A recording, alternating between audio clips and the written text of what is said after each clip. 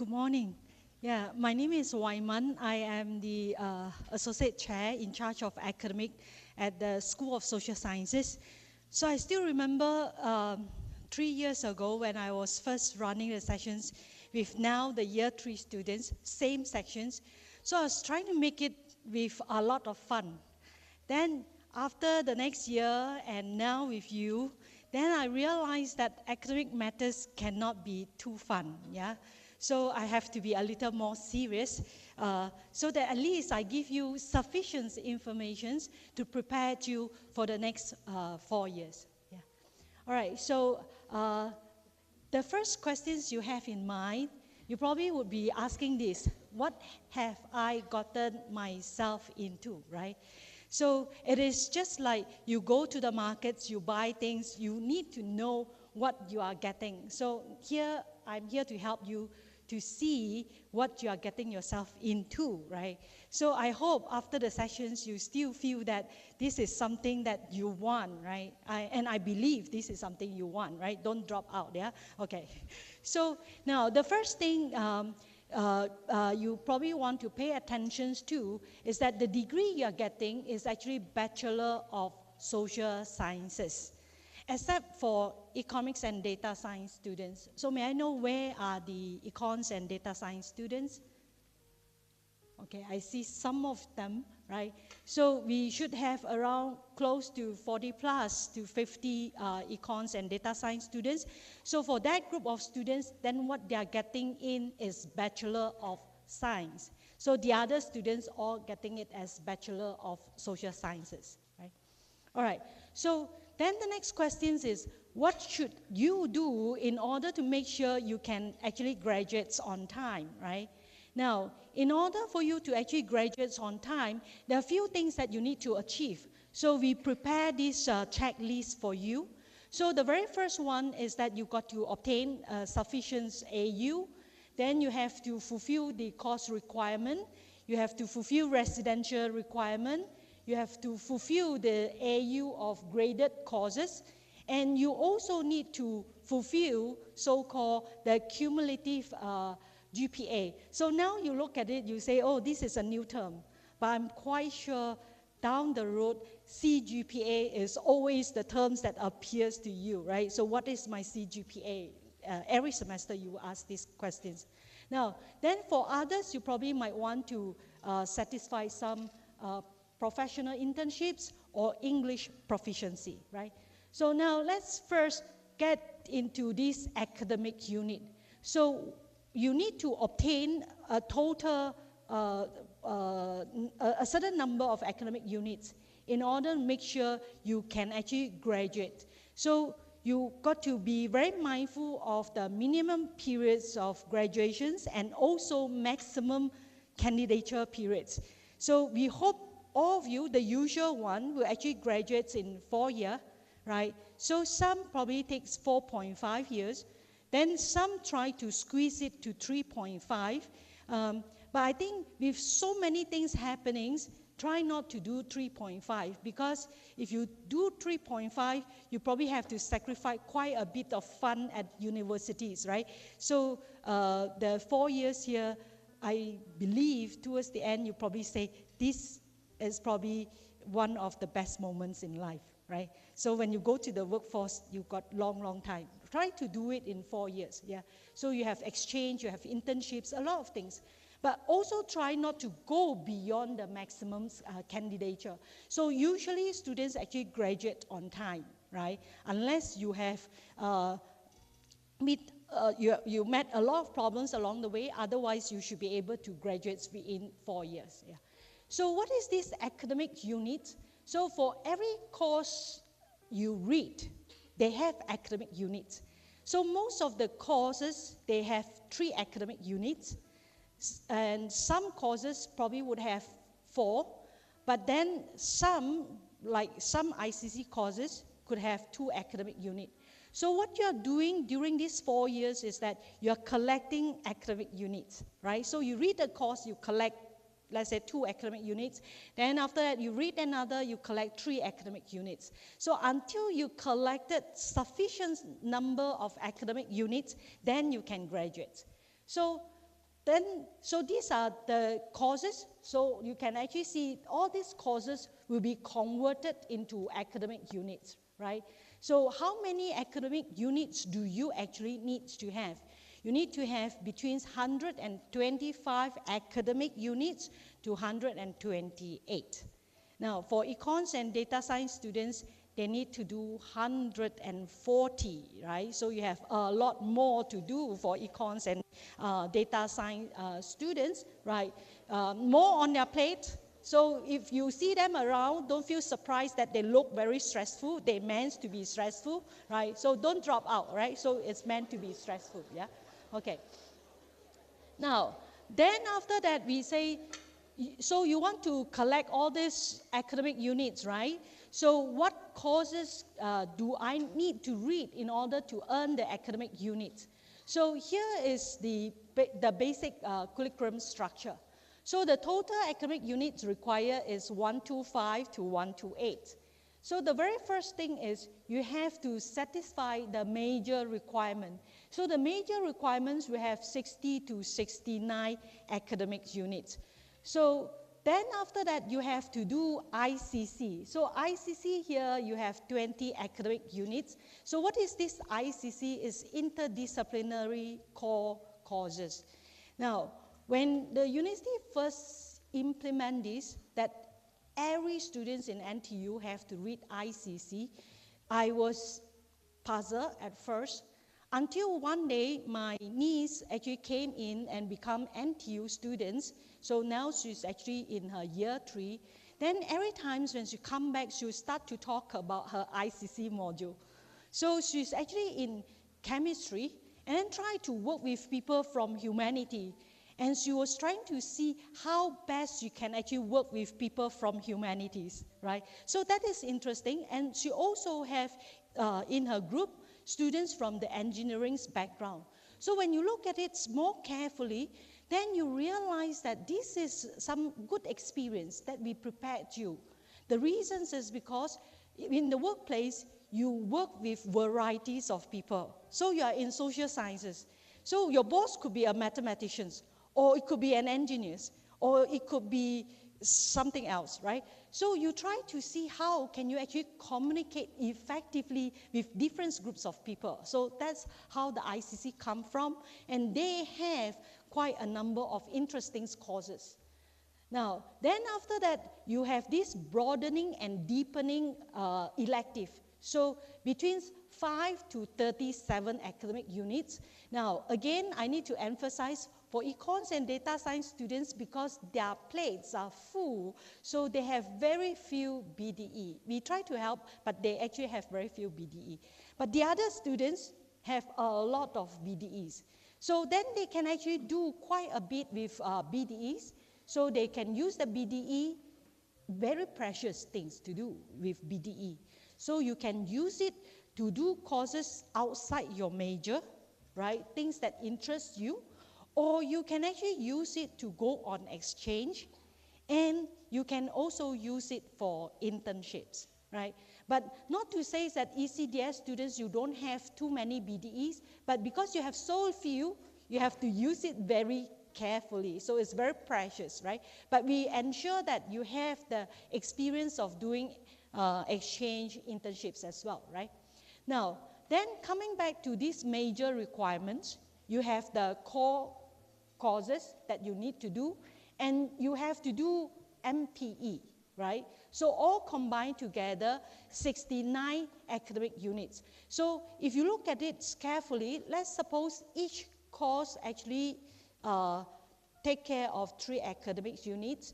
So 69, let's say if it is 60, that means you have to do 20 courses, right? So which are either the core or the MPE. Or if you are doing 69, that means you have to do 23 courses, right? So look a lot, but then when you look at your timetable, you compare your timetable with the engineering students, then it is very manageable because they have a lot of lab, right? So our timetable is a lot more flexible, right? Now, then let's try to see what you have in the ICC, right? So the ICC Common Core, altogether 14 academic units. Then after that, you have the ICC Professional Series, and you have the last component. The last one is Care, Serve, and Learn. I would touch a little more on this, right? So you look at all these ICC common courses. Let's say you do health and well-being. You learn a lot, right? So you learn about aging, you learn about mental health, and a lot of nice concepts, right, that you can actually pick up from there. So you also learn about things on environment, on sustainability.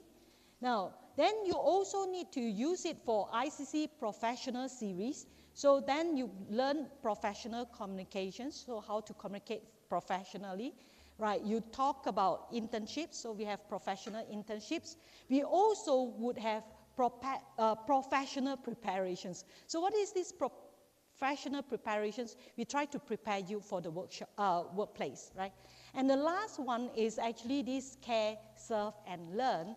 It's a new thing, right? You are the first cohort who have to actually go through this. Now, and I will tell you what it is, right? So this experience is actually an important experience that actually stay with you after, long after you graduate. Now, maybe I just give you some personal experience. So when I was doing my master degree at the London School of Economics, so I learned courses, so nice courses, nice professor, but I was actually staying in this hostel, and it is not a hostel run by the school. It is really an external hostel. So the hostel was actually is a Catholic hostel that they only allow female to stay. And they have very nice objective. They say for those people who actually enter London for the first time, especially women, they need to be taken care of. Then after that, they will say after 1 year, they think that you are independent enough, they will ask you to go out from the hostel. So even when you want to do PhD, they will say, no, you don't stay with me, right? But then because I have very nice relationships with the sister who in charge of the hostel, then I even inquire and say, what if I want to do my PhD, would you allow me to stay? Then she say, for you, I can give you exemptions. Now, why she actually wanted to give me exemptions was because in the hostel, there's this lady, a very old lady, 50 years old, with slightly low IQ, but worked very hard in the hostel. So sometimes you need help, right? So she need help. Then what I would do is I would try to make her feel good also, right? So then during her birthday, then she would tell me, oh, I have my boyfriend. Then I say, oh yeah, Christy, so you have your boyfriend. Then what can I do for you? Then she say, I hope to celebrate birthday with my boyfriend in the park. Then I say, apparently the boyfriend is also lower IQ. Then I say, okay, fair enough. Then I bring you out to the park. We can have KFC or McDonald's, right? So to make it your day. So for that thing itself, I cannot remember most of the concepts I learned in LSE, but I remember the experience, right, with her. So because it actually some things that turn out to be there and stay for a long time. So that's why we want to have the habits of returning back to the society. So that's why this Care, Serve, and Learn were to come in. So it is one of your graduates' requirement.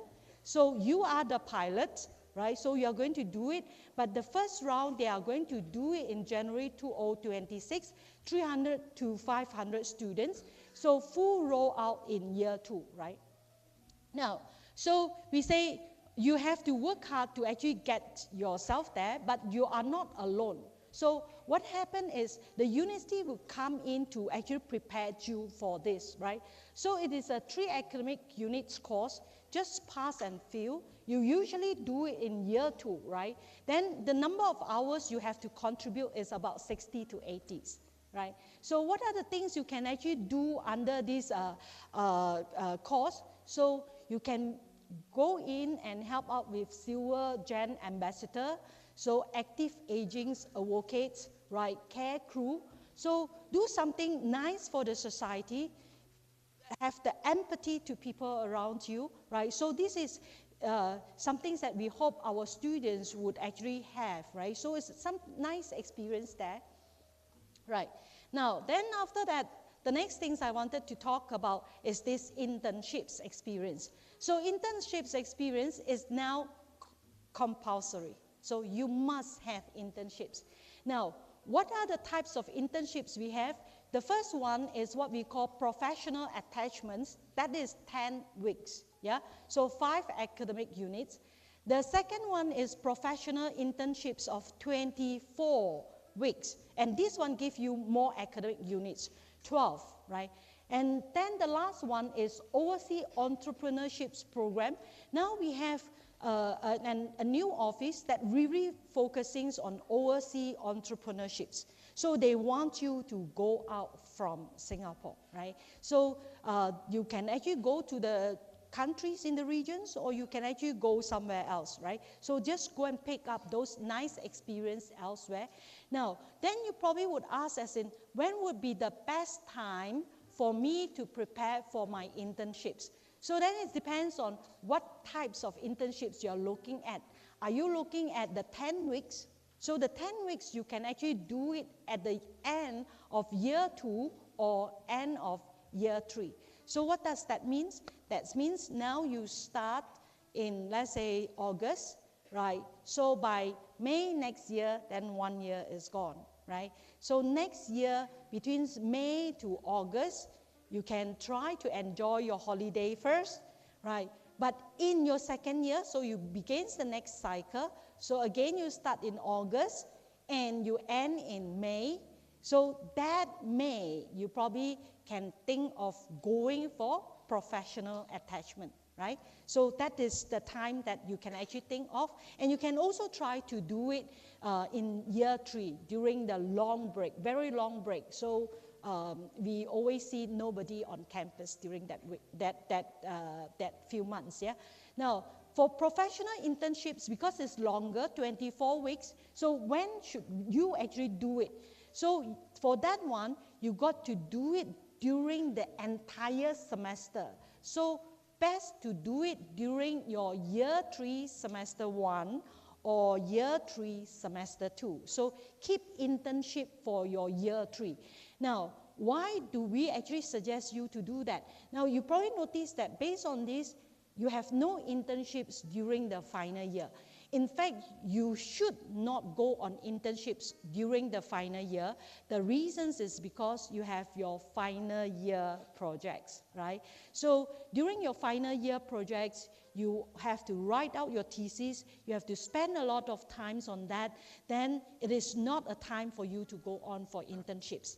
And a piece of advice is be good during your internships. Try to impress, especially when you get good company, try to impress your company because they can actually convert you into full-time staff, right? So I have one econs and data science students just graduated this year. Then I asked him, so where are you going? Then he said he's going to OCBC. Then I asked him, so how did you find the job? Then he said, oh, because I was intern with OCBC and they find me impressive. So they took him in, yeah? So try to do that during your internships, yeah? Now, so BDE, so you can actually do any courses in NTU. So you also can do it online, NTU approved massive open online courses. So these are courses offered by other universities. In short, we call it MOOCs, right? So some students, they probably say, oh, too much to take, you know, during the semester. Maybe I want to do some online courses on at my own pace. Yeah, fair enough. Then you can actually register for some MOOCs, yeah? So you can also use it to your BDE to do second major or to do a minor, right? So maybe minor in language, say, for example. And some actually use it for overseas experience. So you can actually go on for either overseas or local exchange. So don't stay just in Singapore, right? Go out of Singapore and experience something different, right? So of course, I'm sure many of us nowadays during holiday, especially December, then people will say, okay, let's go travel. But traveling for a short term and traveling to do study for short term, they can be very different experience, right? So try to use your BDE for some exchange. And the last one is actually a very nice one. It's this undergraduate research experience on campus, or we call it the Eureka.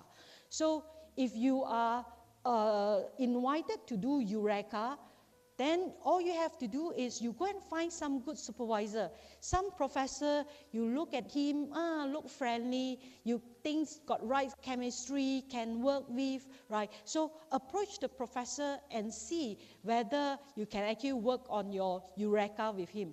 Now, sometimes things goes this way, right? The faculty might not be very proactive. They might say, okay, I don't want to put up any proposal on Eureka this time, so I'm very busy. But then one student came to me, and I taught him before, let's say, or I taught her before. Then these students will probably say, Prof, do you mind like I become your Eureka students? Then you probably say, but I don't have any Eureka projects. Then it is you, right, to convince your professor you're good, that he or she will actually open a project specifically for you. And our social sciences faculty, they are very friendly, so they are willing to do that. At least I have done that to my students. So I didn't have any intentions to do supervise Eureka, but one student, I thought he came to me and say he wanted to be my Eureka students, then I actually create a proposal for him. So that can be done, yeah? So overseas exchange, so I have shared quite a bit with you already. Now, second major, so you have so many options, right, for second major. So if you are in, let's say, economics, you can try to do a second major, let's say, in art history. Or maybe you want to do economics and then second major in philosophy. So all this would be possible, but under the conditions that you must have CGPA of 4 and above, right? So then you can actually fill up with more things, right? Now, then the next things is on minor. So major, you need more AU, but minor, you need less, right? So basically for minor, you have a lot of varieties. All you have to do is do up to 5 courses, right? So you are now in triple S. You can actually do your minor with SOH, right? So you can go on for modern languages, or you can actually go with Wikimi, School of Communications, or you can actually go to ADM and do photography, right? So by the way, Professor Echo is also a very good photographer, right? Yeah, so he takes very nice picture. He say he cannot paint, he cannot draw, but he takes very nice picture. Right? Now, so many choices, then how should I choose? So we say the best thing for you to do is go according to the study plan we give it to you, right? So try not to deviate too much on the study plan. So say, for example, this is the economics, an example from economics. So the red one will be the core courses. The orange one is the ICC. The blue one is MPE, and then the last one is BDE. So we actually plan it out quite nicely for you. All you have to do is try to do it that way. So now, for example, in year 1, SEM 1, so we already pre-allocate all the core courses for you, HE 101, 102, 104. Then you take 2 to 3 ICC courses, then you do a BDE. So that is possible. Right? Now, then you can actually see this is how we actually piled it up for you. So by the time you hit year 2, you basically should have cleared all your core module, right? And then you look at your year 3. Wow, year 3 is basically like honeymoon year already, right? You only do, let's say, 2 MPE, and then after that, you have a lot of BDE. So I suppose when you do BDE, you actually have the choice to choose, right? So that will be the things that you say, oh, I have enough of economics, let's try to do something I find interesting. Now, you see, you're doing so many things you're interested in and only do 2 BDE, very manageable, right?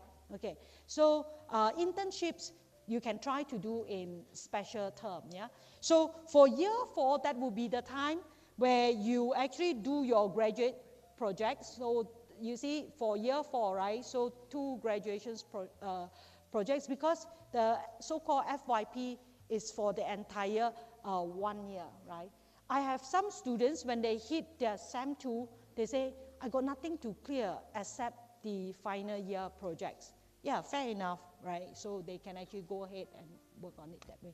So course registrations, this is something that they call the stars. So I let your seniors share more with you, yeah? We got a lot of criticisms on stars, so let them share more with you, because otherwise you think that what I tell you is biased, right? So let your seniors tell you what you have. Now, so now I know my courses, so I want to know more about assessment. So assessments is like this. So you look at your course, each course, right, will have the course outline. Then the faculty will tell you whether it's examinable or non-examinable. Very simple to know. Examinable means at the end of the semester, you need to go into the exam hall, right? Non-examinable means you are getting your assessments during the whole semester. Now, in examinable, when you go into the exam hall, the setup will be extremely formal. The air cons will be very, very cold, right? So as if you are not panicked enough, right? They will return air con to the maximum to frighten you, right? But yeah, that is examinable courses, right? Non-examinable, you will actually just do your assessments along the semester, right? Now, the next things to take notes of, academic integrity. Now, let me emphasize again and again, we have zero tolerance for academic misconduct, right? So simply means when you are, let's say, doing quizzes in class, no cheating, right? So no cheating means really no cheating, yeah? Okay, so if you get caught for cheating, then the sanctions can be very heavy, right? So you can see this picture, they really tell you in academic world, especially plagiarisms is as bad as, you know, sending people to jail. It's that serious the offense is, yeah? Now, so try to ensure that we follow the rules, follow the instructions set by your the faculty, right? So yeah, together we got to uphold this, yeah?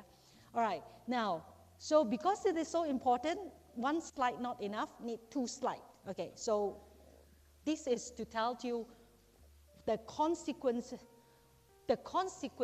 of academic misconduct. In the best scenario, the faculty will probably say, okay, never mind, redo, right? So that is the best outcome. Now then, the second best, they say, mark you down. So maybe 10% reductions. So some faculty can do that. But then some will probably say, no, I really dislike it, and I give you 0. So 0 can be 0 to that particular component, or it could be 0 to the whole course. And then in NTU, we have this FGO. So FGO allows you to see the grade. Not happy, then you FGO it, right? But if let's say, suppose I'm teaching HE 3002, right? If a student were to have academic misconduct and I found it, then we will keep that record, and the students is not allowed to FGO the course. So the mark, the grades will stay in the transcript forever, right? Okay, so that is what happened. Of course, then suspensions and expulsions. Okay, now, so assessment policy, so this is, now you see it, you probably say, oh, so many to remember. But I tell you, when you come into NTU, then all these things is like factual things for you. A plus is 5 points, A is 5 points, A minus is 4.5. And you need all this to calculate your CGPA, right? So this is how we do the calculations. So in your transcript, you don't see your marks, but you see the letter grades like that, right? And then all these letter grades will be converted into grade points. So if let's say you have A plus, A throughout, then you can see your CGPA will be 5.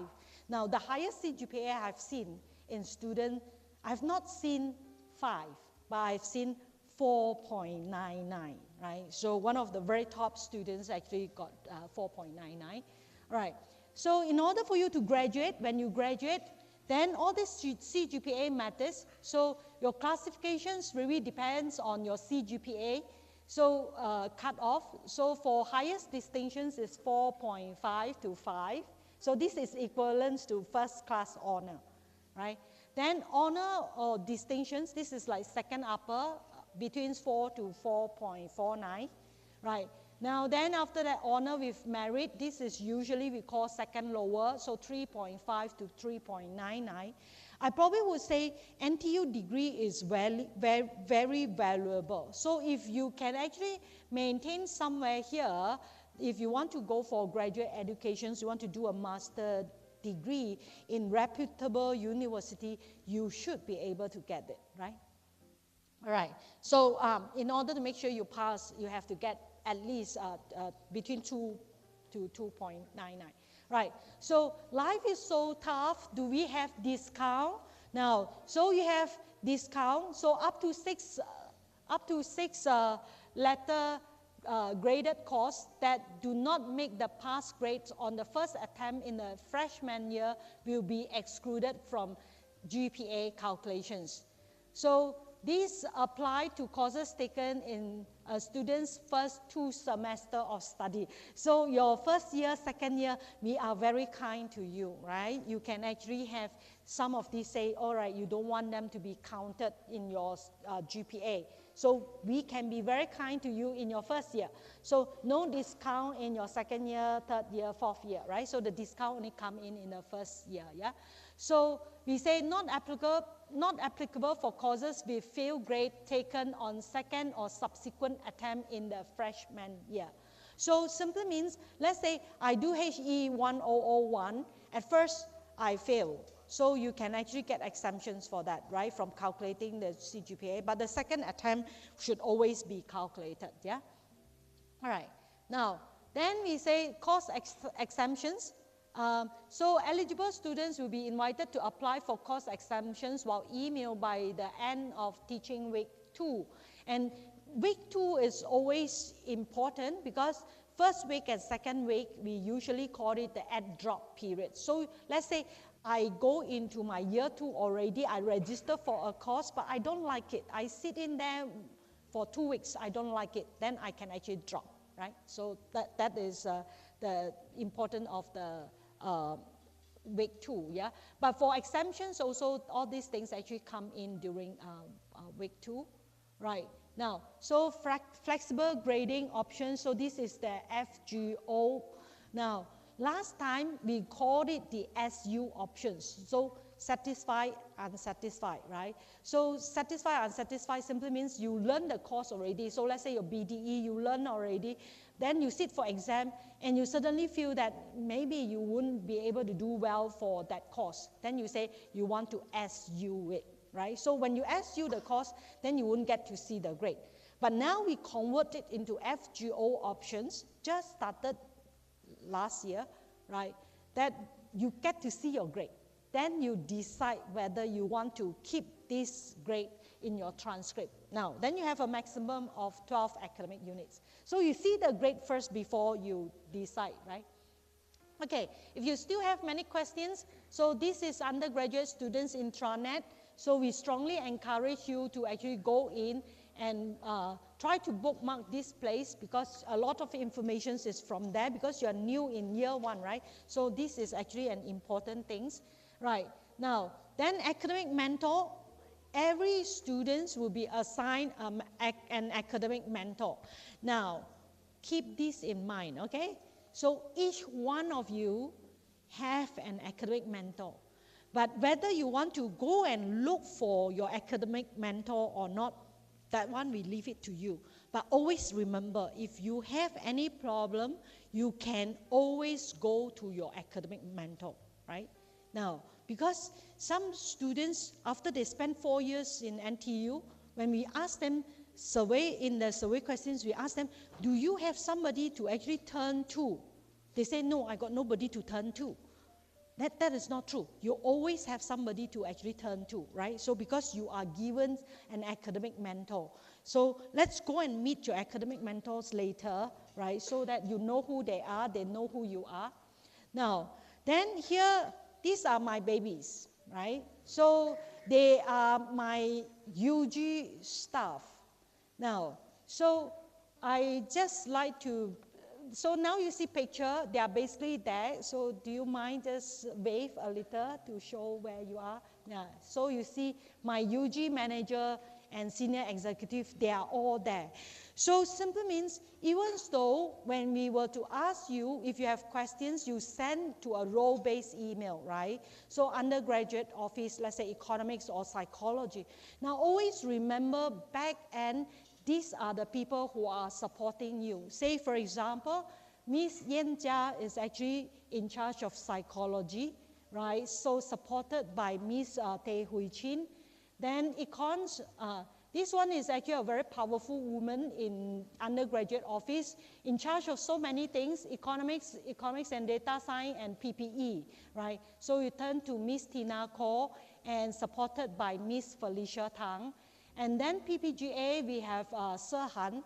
So Sir Han, and also supported by Victor. And sociology, we have Jia Ying, supported by Susie, right? Now, what I would like to ask from you is this, right? So our managers, they are trained to treat students with respect. And we also hope that you treat them with respect. So don't see that if you send email in a role base, that means nobody behind. There are people behind the scenes, right? So then sometimes when you were to send email in, some of the things cannot be resolved immediately. They need to take time to look at your file, to look at your request. So they can actually get back to you, let's say 2 or 3 days. So they try to work within 3 days to actually get back to you. So be patient and be polite, right? Don't send in nasty email, okay? So yeah, don't do that, yeah? So we don't do that to you, you also don't do that to them, huh? Okay, so now if you have anything, then you always turn to the undergraduate's office. Now, by the way, I also have my academic lead, Mr. Keith here, yeah? So he is also in charge of the undergraduate office, so you can also turn to him as well, right? Okay, so I hope you have some good times in NTU. So if you have anything, always come back to us, yeah? So we are here to support. Thank you.